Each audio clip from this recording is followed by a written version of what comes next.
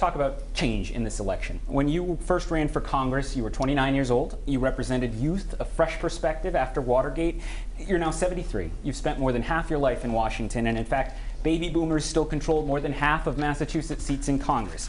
Why should your generation still have such outsized influence after being in power for quite a while? Because it's really all about the age of your ideas.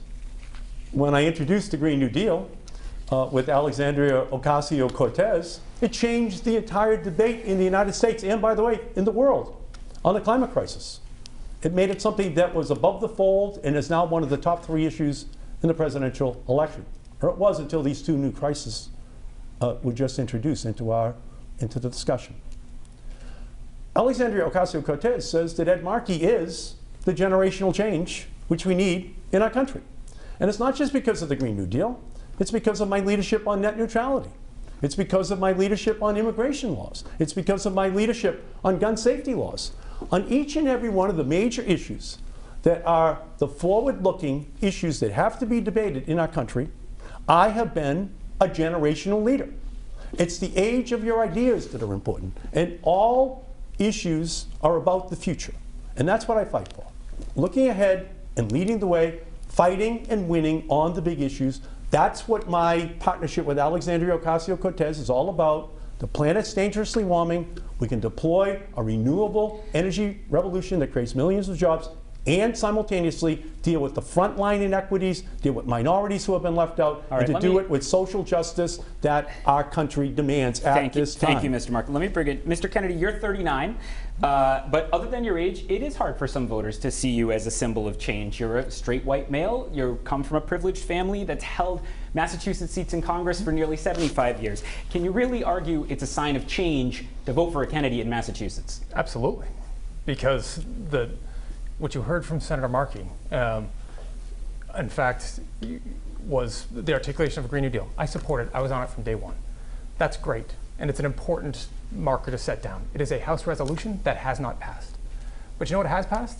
A whole bunch of bills that he voted for that are saddling our generation of Americans, and will for decades to come. An Iraq war that still to this day sends young men and women to Iraq and the Middle East to fight for war when they were not even alive when the towers came down. And has cost us trillions of dollars. We talk about $1.7 trillion in student loan debt. You could pay that over multiple times and still have money left over to actually invest in some of the infrastructure and educational needs for this country. In Massachusetts, early childhood education costs more than tuition at the University of Massachusetts. It costs more to raise a kid from birth to 5 than to send them to college. We are facing massive structural inequities. For a generation, my generation, the generation behind me, they came out ready to work and faced the toughest economic job prospects a decade ago that they'd had in a generation. And now they're facing another one. At a certain point, how much worse does it have to get? When we have to do active shooter drills at schools, when you're looking at $1.7 trillion of student loan debt, when you're looking at the environmental policies that we talk about, but still to this day, have not, the last transformative piece of environmental legislation that was signed into law was signed by Richard Nixon. But Mr. Kennedy, Mr. Markey clearly has found, even if there were some votes in the past that quite a few progressives dislike, now he's on the Green New Deal, and they say, he's got religion on some of this stuff. I know you disagree on that characterization, Mr. Markey, but you know what I mean, that the Markey of 2020, they're okay with. And there's so much more to this than the bills you file and the votes you cast. If that's the case, look, Mitch McConnell doesn't care how great a Green New Deal is, how perfect that legislation is. He's not bringing it up for vote. He actually did on that one. The entire Senate voted present. But put that aside for a second. You are not going to get a single vote on the Green New Deal or any of the other progressive challenges that Senator Markey lays out unless Mitch McConnell is sent packing.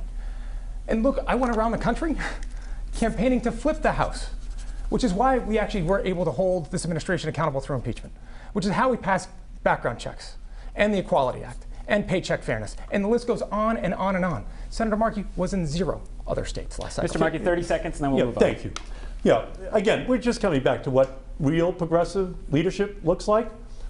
When Bernie Sanders and I introduced Medicare for All in 2017, Congressman Kennedy did not sign up. It took him 2 years to sign up. What did he do in the weeks after we introduced that bill in 2017? He went to Detroit to a Crane's Business Council, and when asked about Medicare for All, he analyzed its prospects. And what he said was, even if we had the House, the Senate, and the presidency, he didn't think Medicare for All could ever pass. He said it was better to just think about incremental change. That's not leadership. That's not vision. That's not standing up and fighting for what you believe in. That's how you get the votes.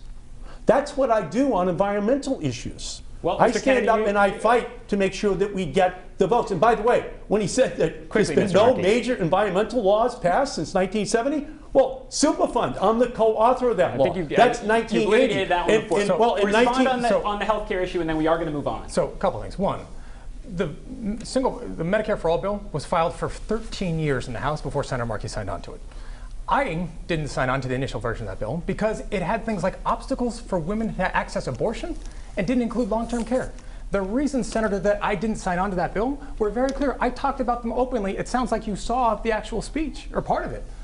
I wasn't going to sign on to a bill that put obstacles so women couldn't get access to an abortion. I talked to Camilla Jayapal about those obstacles.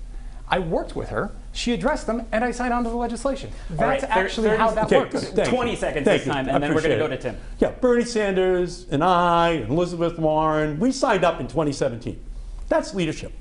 That's vision. That's fighting for what you believe in. It took 2 years for Congressman Kennedy to sign up. And by the way, at the Crane's Business Conference, he assessed its chances and said that it had no prospects of even passing if we controlled the presidency, the House, and the Senate with Democrats. That's not that's leadership. 20 seconds that we That's promised, not Mr. vision. Markey. You have to fight if you want to make fundamental change in our country. Mr.